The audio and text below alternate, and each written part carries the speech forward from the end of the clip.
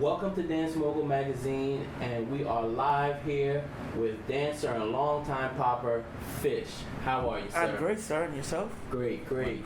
Give us some background about yourself and how you came to be involved with dance. Well, first of all, my name is Terrence Hitmaster Fish Williams. I got involved with dancing from the age of 2. My mom said we was at a barbecue, and I was just sitting on her lap, and she said they was playing, and they played James Brown. She said I hopped out her lap and I started doing the footwork, and she said you was on beat, because my mom's a dancer, and she said I never seen you dance. She said the whole barbecue just gathered around you and just started like, what is little boy learn how to dance? She said, I don't know, I never seen him dance before. So she said, you never stop. So it's a natural thing for me, just dancing. And James Brown was like my biggest influence from that point on. And that's 72, so I've been dancing ever since. I started popping in 79. They were doing it in my community. I'm from LA and Gardena, but my family lived here, and then also I have family in Baltimore. So my whole life, I'm getting embedded in all East Coast, West Coast culture, Southern culture. Because my family, I'm traveling all my life back and forth East Coast. So, yeah. Okay. Were there any famous dance groups in California that was out at the time, or the popping that you saw was just sort of like a social dance? It was social. Remember, people, and when we went outside, you had lowriders, guys were El Caminos and Monte Carlos. They would pop their trunk, and we would just dance. So we were just doing funky dances. Then it was a dance called the pop that we used to do, and we used to go like this, and the girls used to go, hey, and we used to pop, and we would just exchange. And also when I went to school, in my school, I went to Normandy Elementary, right off of Normandy and Vernon Avenue. We had people coming from Compton, different parts of different counties to our school. So we were exchanging and sharing. This is how moves and styles got exchanged during that time. Because you had people in school that came from different communities. One guy named Raymond, he would float. The first time I ever seen floats. He would come out, he would float, and he was like, yeah, this is what we doing. I was like, what is that? And then Donald, he would sack, and he would drop straight back on his hands and come back up. And we would just exchange, and and I would go back to my community and exchange some of the stuff. And also people that lived in my community went to our school anyway. So we all was embedded. And at the time, a lot of times we didn't have music. So we would wait till after school until the band would come out. And they would be beating the drums, and we would just pop, boom, yeah, come on, let's get out. And we, just things like this going on. And this is like 79, 80, going into 81. 1981, we moved to Gardena, California. Okay. And when we moved to Gardena, California, it was more like we were always banging, and because there's a lot of Samoans. Okay. And the OGs from Cali know what I'm talking about. The Samoans, a lot of them, they hit hard, they bang, what we call banging. Mm-hmm. It's a direct style of an interpretation of a hit, okay, and a mentality of a hit.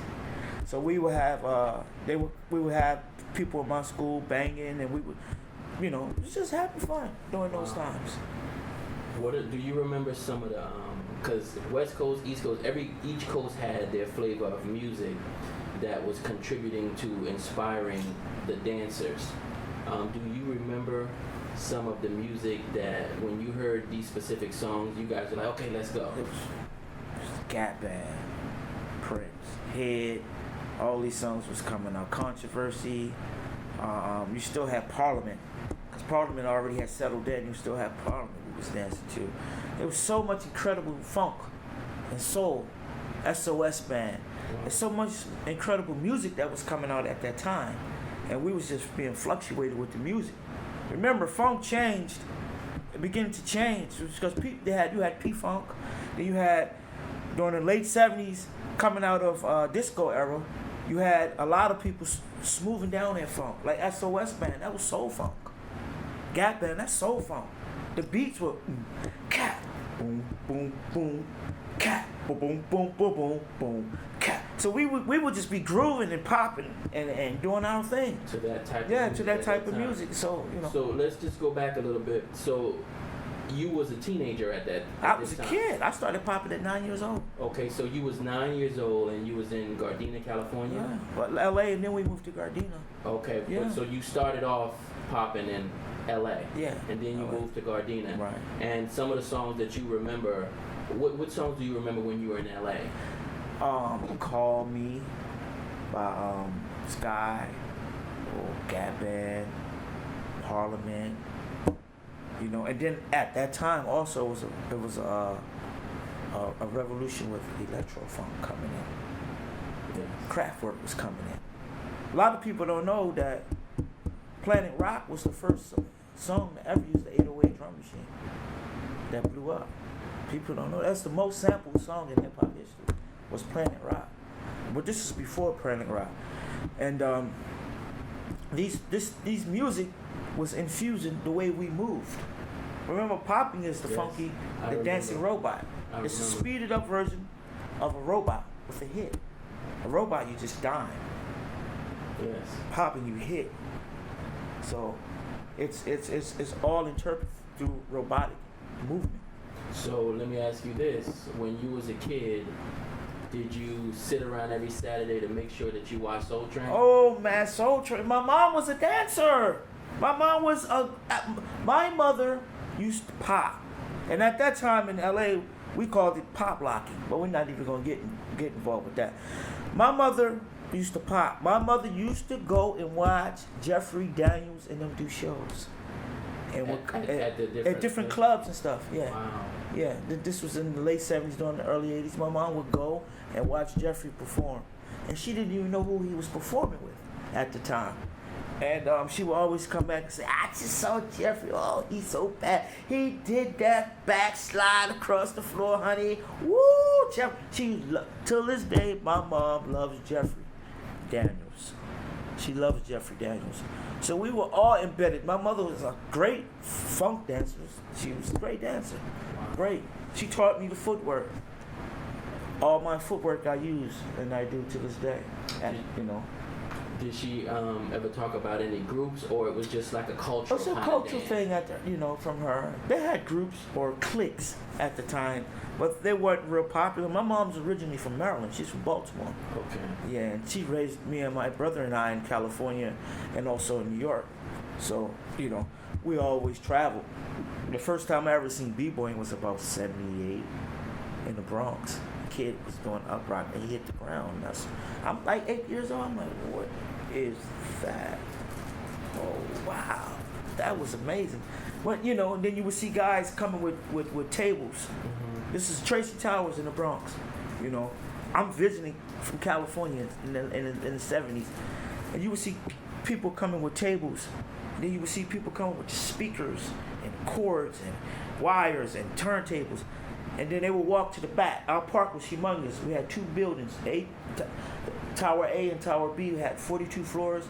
Tower A and Tower B had 39 floors with 12 apartments on each floor. So you can imagine how many kids. So we had a big park, like extremely big park. So they would go to the back of the park, and about an hour later you hear music. And we all just take off running back there. And everyone's dancing. Yeah. But I didn't know I was getting embedded into hip hop culture. I had no idea. Remember, I'm going back. I would come for summers to New York, and I'll never forget the summer of 1983. I came. My brother and I flew from Cali to New York, and we were standing in the lobby in the building, and my friends, Fish, we all hanging out. Fish is back, blah blah blah. So we go upstairs. And we're standing in the hallway. We knock on the first door because we grew up together. So whenever I come, they look forward to me coming. Fish is here. So I never forget this. They came out and they said, we was just talking, holding a general conversation. He goes, "Hey man, you know how to electric boogie?"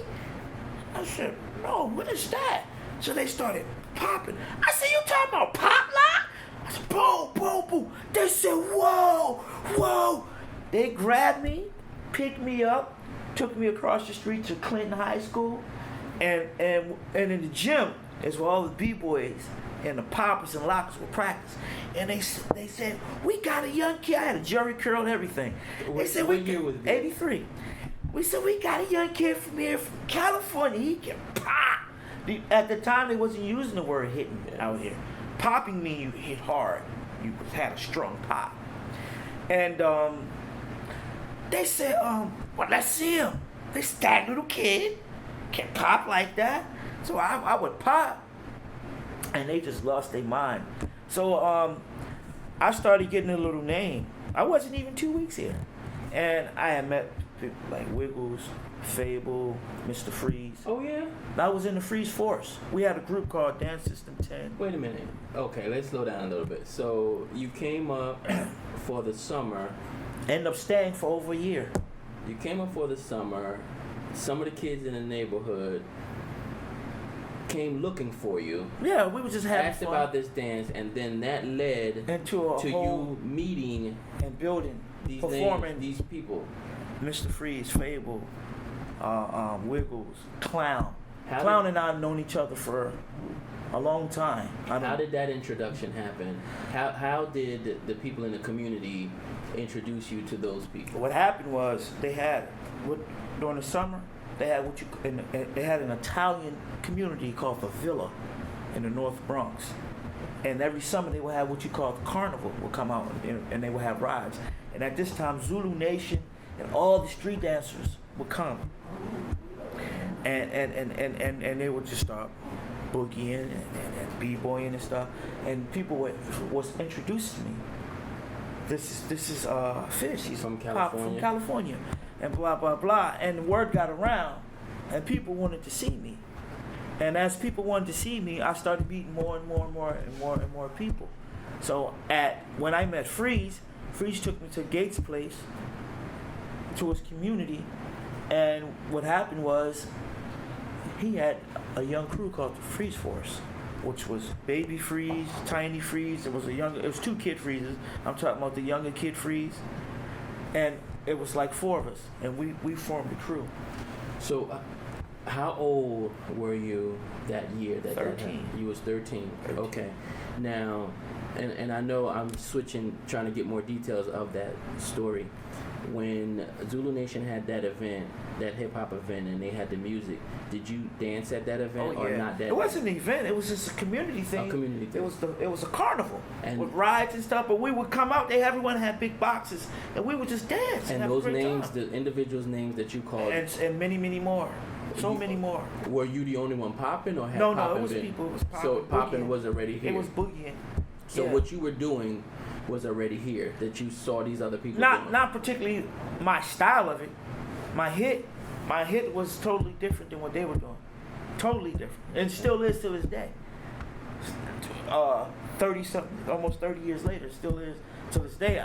I was able to, not mean to get off the subject, I was able to reintroduce this style because this is what we did. We hit. And a lot of the older cats, even him being from New York, he knows this style because we talked about it.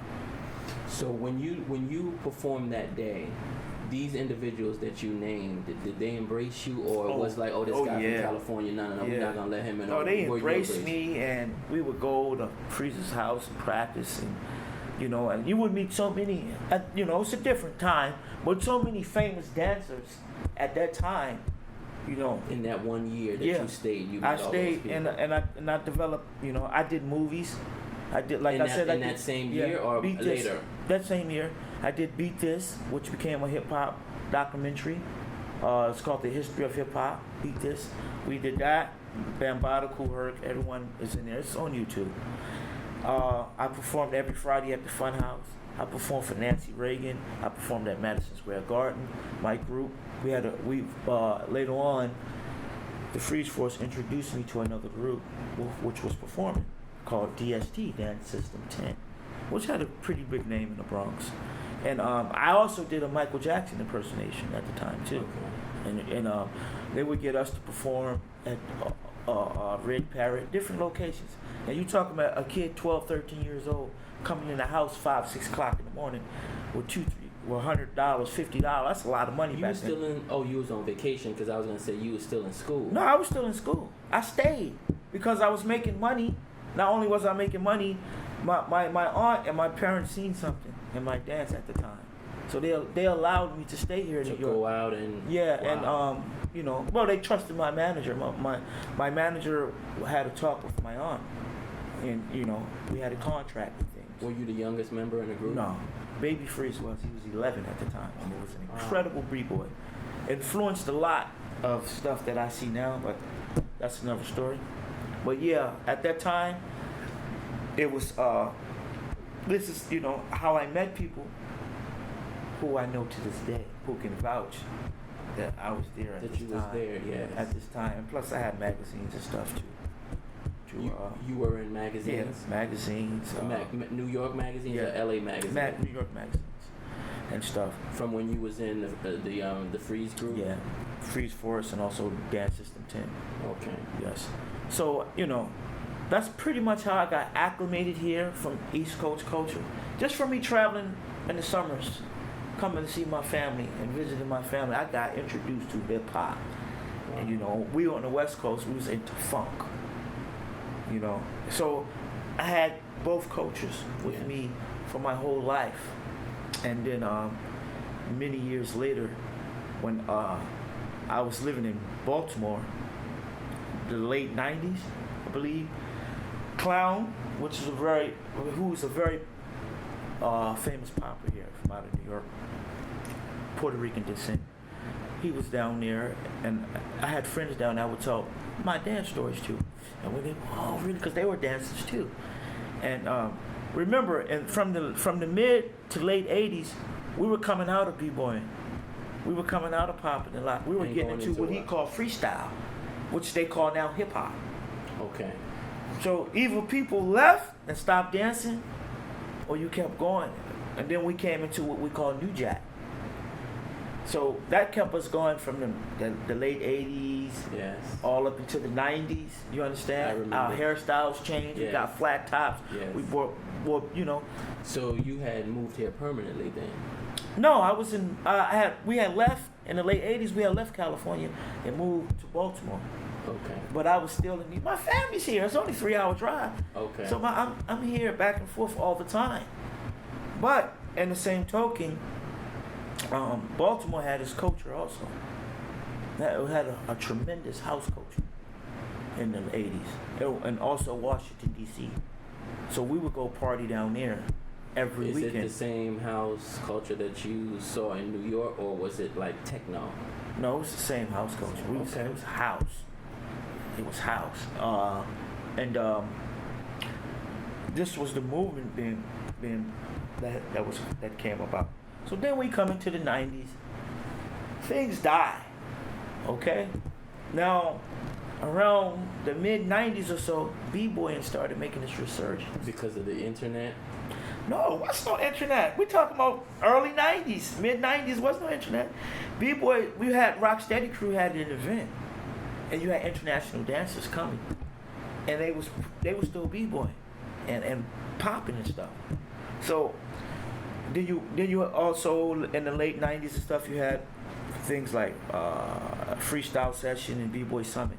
Remember, these are b-boy events, but poppers and b-boys and lockers always hung together. Yes.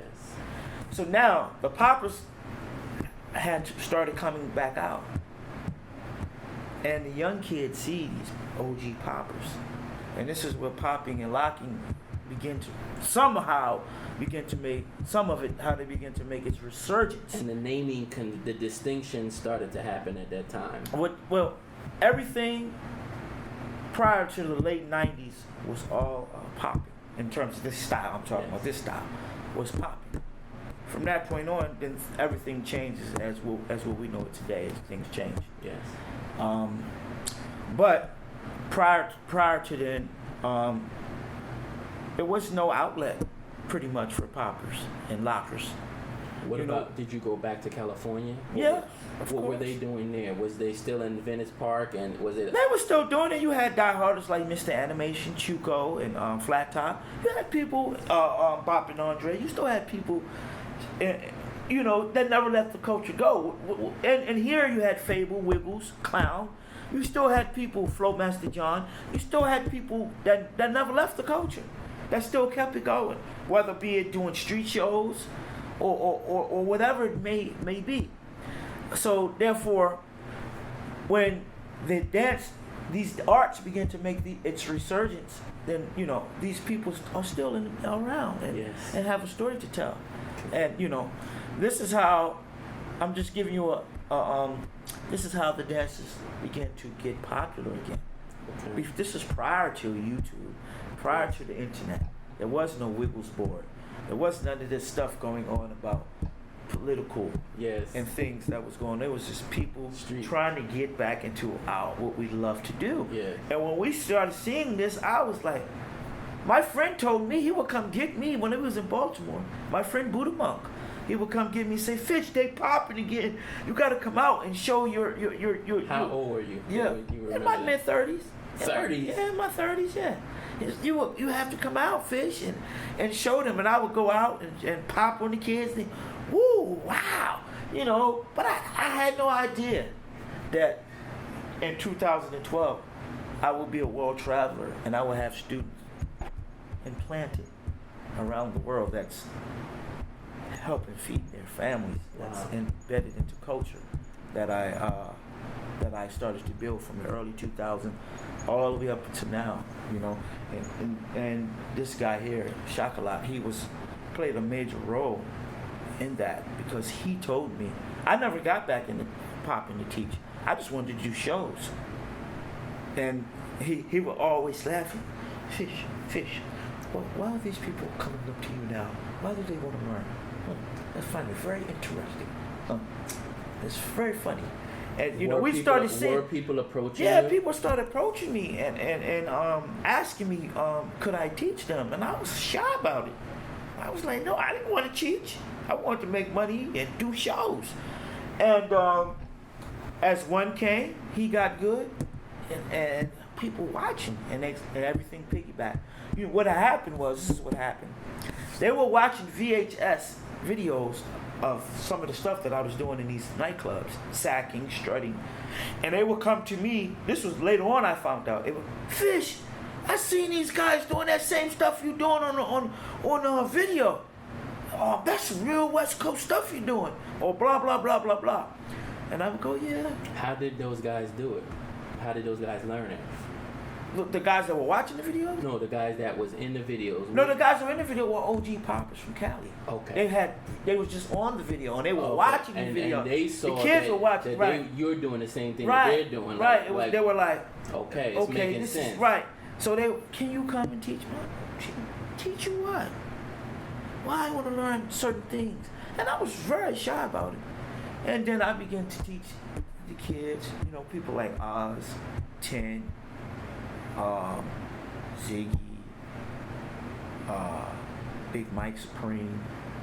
And then he and I started traveling up to Montreal, and we met some young kids there. So just to connect everything, when you got back into the teaching, you saw in yourself that this was something that you could make a career out of for yourself. Yes. Not only that, and at the time I wasn't thinking about career. I was thinking about giving back, a different style of popping, because popping is a very versatile dance, and it was never one way to do it.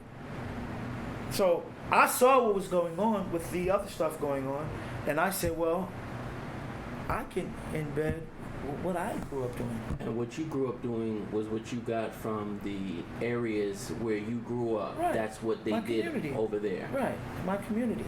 And which we were based everything off the hit. How you hit. Everything was interpreted from the hit. We all wave, we all animated, we all robot, we all tick, we all glide. A popper can do anything. Yes. Under the umbrella of the styles that's smooth. And a true popper, he can do whatever he pick out. And also we had people that specialized. This is why you get Ticking Wheel, Glide Master, Wave a Lot, Robot Dane, Bop and Andre. People specialize in things. Okay. You understand? But just because you specialize in something don't mean that you didn't know how to do other things. I specialize in hitting. People say, well, Fish, we don't see you hitting all the time. That's because I got 1,000,000 ways to do other things that I can do. You understand? Yes. It's not, I can do other things. It's just... So in other words, if you're gonna battle, you're not just limited to one specific style. You can just You better bring your lunch pail. Please bring your lunch Okay. pail because it goes down. Another question I had, and I'm not sure if you could help me with this. There's a style called Gstyle. Are you familiar with that? I'm the second in command of Gstyle. Okay, second in command. Can you tell me what is Gstyle and what are some of the moves or some of the origin? Just some general. Gstyle, the original term of Gstyle was created by No Bones Tyrone from out of Pomona. The guys in Pomona were wave masters. They were poppers, but they took waving to a whole nother level. They took waving from a move, and they made it into a style. That's one thing. Okay. Now the G means gangster, but when we say gangster, we don't mean in terms of you a ganger. We'll say like, okay, you go talk to that girl over there, and you got her number, and she's just smiling. Man, he got her, and that's gangster. You understand? Yes, like it's a badge of honor. Yeah. Man, you see the way that dude, the way his demeanor, that's gangster. Top of the game. Right. Yes. So that's the terminology we would use. Okay. Those guys from Pomona had their own thing from the 70s up until the 2000s. When I met Slick Dog, he and I formed together. When we said we're going to teach the kids about banging, about hitting, about animated waves, about doing other styles. Our basic principle is hitting, waving, and animation. And this is something that you and Slick Dog came together to form? Well, he's already been a part of the Pomona thing and their crew from G-Stars from the beginning. Okay. I hooked up with him in the 2000s, and we merged together. All right, I understand. You understand? Yes. And we came together what we were going to introduce, or what we were going to do together. Okay. And how we was going to bring that forth. So basically, the basic principles is waving, animation, and banging. That's our three basic principles that we work in everything off of. And the waving, do you think that it started in Pomona? No. That's just something that they took as a move and turned it into a style. Yeah, used creativity and created some other stuff out of it, Okay. No, they will tell you that they didn't create waving. Okay. They innovated styles of it. Okay. And moves of it, but they didn't create it. No. Okay. So from that arrangement that you had with Slick Dog, you've been going all over the world teaching young people how to dance, and you've also been teaching here in the States. What else do you hope to accomplish as far as your dancing career goes? Well, I want to establish a dance school, and also I want to establish a community. I want to own a building to where, especially in Manhattan, to where young kids and event throwers can come to that building and throw their event and don't get charged all this money and things to help the community. That's one of my main goals. I want to own something, so kids can come in and say, well, Fish, can I rent out your space for a reasonable price? Yes. And have an outlet to where they can come in and do something. So my whole thing is to bring in ownership.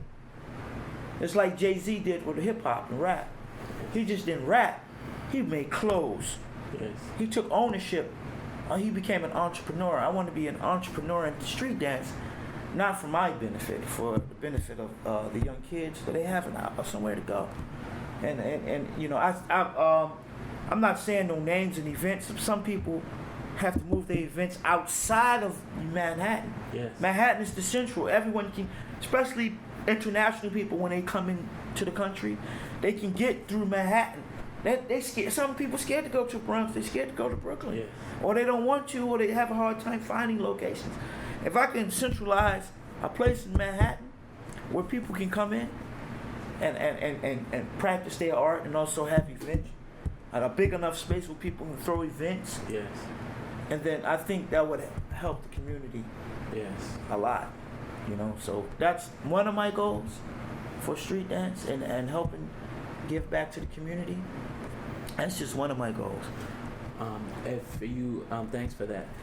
If you had to think about something that you wanted people to remember about you, 100 years from now, what would you want them to remember as far as dance and your passion for the arts? What would you want people to remember? I would want people to remember me as a person that gave himself to the art to give back to the youth. That's how I want to be remembered. That I gave up. I was a hairstylist for 16 years. I was a barber. In 2006, he knows, I packed up my clippers and I said, I'm a dance. Whatever the struggles may come, whatever it may be, I'll deal with that. And I told my family, I'm just going to dance. I want to dance. So as I was, it was so funny. It was barbershops in Brooklyn. As I was packing up my clippers, where are you going? I said, it's over for me. This life that I live with these clippers, it's over. I said, I'm just going to dance. And these two men will tell you, I packed it up and I went around the world and I made a name for myself. Wow. He used to always tell me, Tyrone, boy, ain't nobody never did what you did. Boy, you stay on the go. But I built my community. Wow. I built my community because people was only seeing one side of this art popping. It's many facets and many dimensions of this dance, this particular style of dance. And I wanted to show that and give that back. So I just went. To spread the love of dance. Right. And one last question. Just for a lot of young people that may see this interview and remembering back in your life when you were 2 years old and onward, you remember how dance captivated your spirit and how it made you feel, and then you started to live your life through dance. What would you say to a young person that is having some sort of internal feelings, maybe similar to what you had about dance? What words of encouragement and connection would you leave for them? I would tell the young individual, dream. Turn your dreams into reality and just push. It could be obstacles. For some, it doesn't always happen.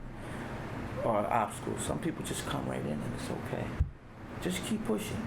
But the most important thing in all of street dance is creativity. I stress this all the time. We are all born original people. Every individual is born original. I stress, you cannot dance like Hitmaster Fish. As much as you may try, I like the way you move. No. Let someone love the way you move. Yeah. Inspire someone. And that's what I have to say to a young individual that might inspire and have this passion for these art. Whatever street dancing may be. Just, keep your level of creativity and in your dream and keep going. Because my family told me I was too old to get back into dancing. Now look at them. They pull out my passport. They go, God damn. Oh, see, you just been around the world. They have to respect that. Yes. Because I told them what I was going to do, and I went and I achieved it and accomplished it. So I tell people you can accomplish. And guess what? I haven't even scratched the surface of what I want to do. It's just getting started. I haven't scratched the surface of what I want to do and what I want to give back to hip-hop culture. Before we go, is there anybody or any groups of people that you would like to thank that have helped you on your journey? Yes, so first of all, I would like to say these two gentlemen here, Shakalak and brother Tyrone Proctor, has been a great, great inspiration since I met both of them. Oz Ninja. He's been a very supporter of me throughout the world. He's been telling people about me, and people has hired me because of that young man. There's so many people. Slick Dog, the whole Gstyle movement. My mom for giving me an ability. Her gift, because my mom had a truly gift of being funky. So my mom and whoever I may left out, it's just a wonderful thing to be able to give back and accept people. These people are before me. I might have been dancing when they were dancing. I was just a kid, but these people are before me. So, the kids are my inspiration now because they keep me creating. Because I won't let them beat me. I refuse to. So they're my inspiration for the future, the kids, and these are these gentlemen and so many more that even if I forgot your name and you've been a part of my thing, I say thank you. Okay. Thank you, dear. All right. Thanks you so much. Thank you so Nice much. meeting you. You too, brother. Appreciate it. Thank you. All right, Okay. yeah.